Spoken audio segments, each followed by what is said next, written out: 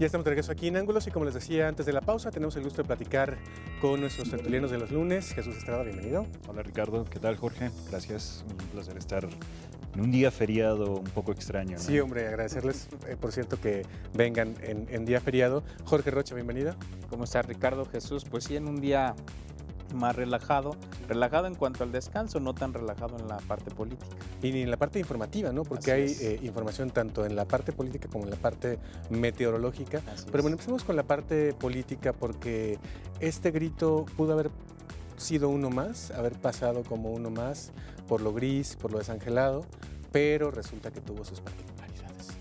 Sí, de hecho, pues, había un morbo alrededor del grito, sobre todo en la Ciudad de México, por el tema del desalojo de los maestros del CENTE el día viernes, que se dio alrededor de las 4 de la tarde, después de varios ultimátums que estuvo dando la Secretaría de Gobernación a los profesores que estaban ahí.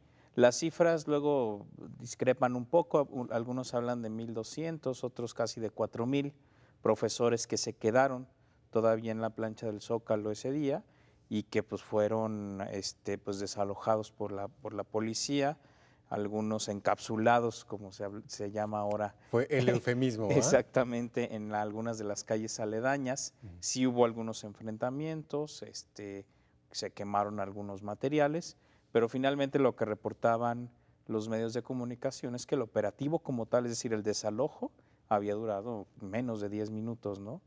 Es decir, con eso, por lo menos para mí se confirma que no había como se había dicho, no había una intención explícita de los profesores de enfrentarse con la policía.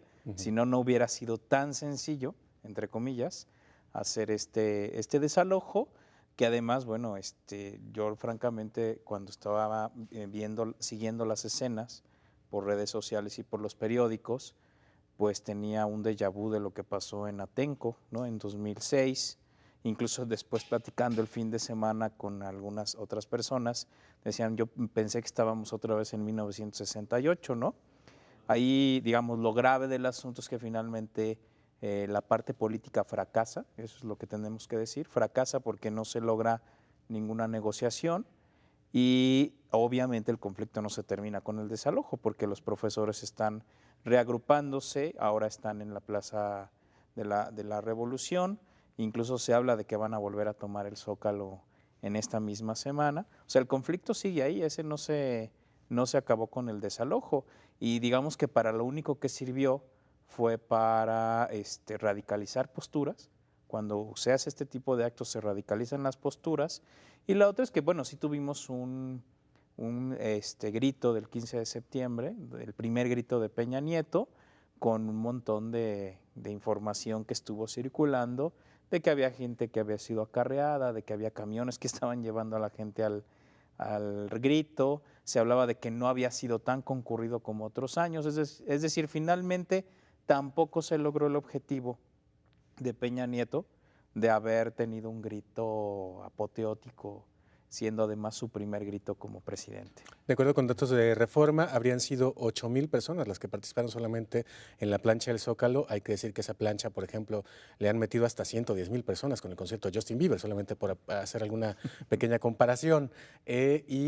Por otra parte, hoy el Reforma dice que se va a quedar resguardando el Zócalo, el Estado Mayor Presidencial, con vallas para impedir que regresen los maestros. Llama la atención, Ricardo, que la cifra de 8,000 la manejaron desde anoche, hoy matizaron, hicieron la Secretaría de Seguridad Pública del DF un recuento y hablan de 50,000.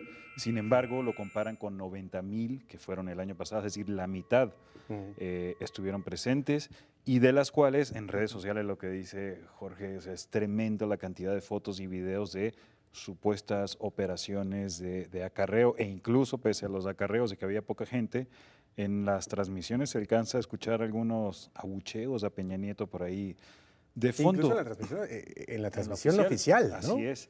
Me llama la atención el contraste de lo que se vio ahí en el Zócalo con lo que se vio más bien en el Monumento a la Revolución, que los maestros después de una marcha que hicieron junto con organizaciones sociales, se les unieron estudiantes jubilados, celebraron lo que llamaron el grito alterno ahí en el Monumento a la Revolución y sí se veía, estaba atascado. No sé cuántas personas caben en el Monumento de la Revolución. A Francisco Bravo, el dirigente de la sección 9, hoy en el programa le preguntamos más o menos cuántas personas calculaban ellos que habían congregado, y él hablaba de 80 a 100 mil.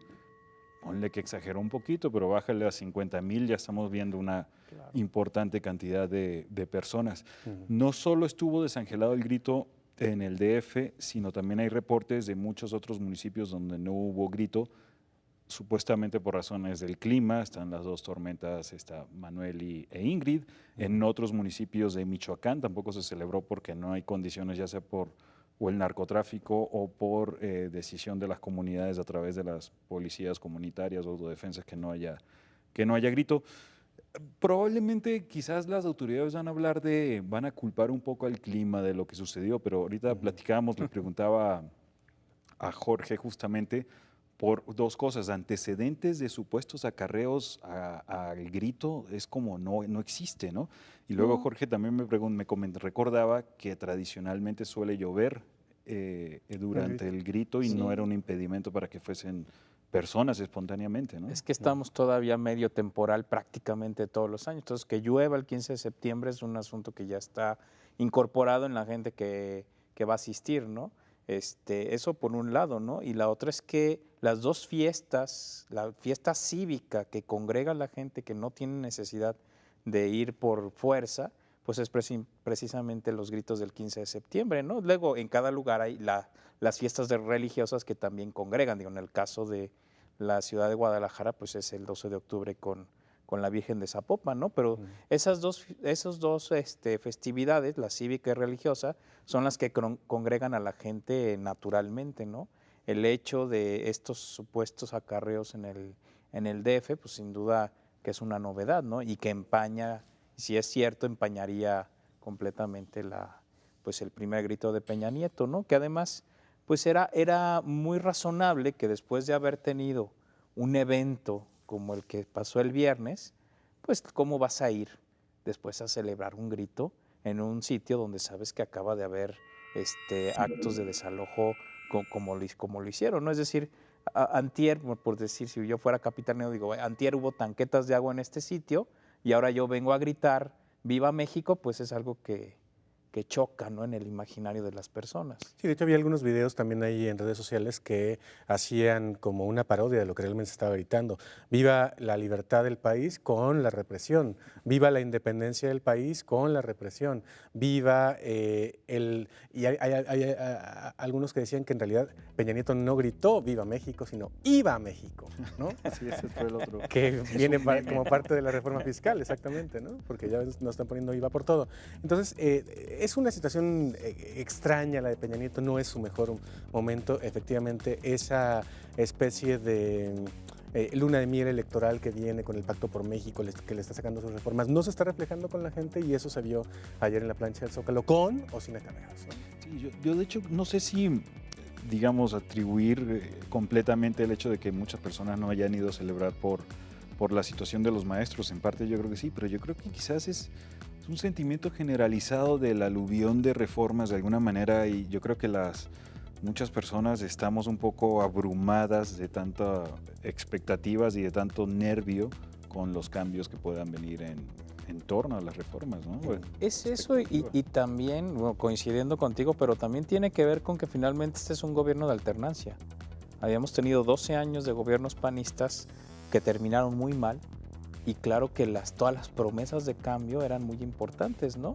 Y evidentemente lo que hemos visto es que en los dos temas fundamentales, que son economía y inseguridad, no hemos tenido avances realmente, ¿no? Claro. Y lo que es de destacar también en cuanto a cifras es el contraste que hay entre un gobierno que venía en picada, que es el de Felipe Calderón. Hay que recordar que el año pasado le fue muy mal con el 132, que le puso un montón de flashes en la cara, etcétera, etcétera. Y a pesar de eso tuvo el doble de personas que hoy, que es el primer año de un gobierno que supone que tiene un bono democrático justamente por ir empezando, ¿no?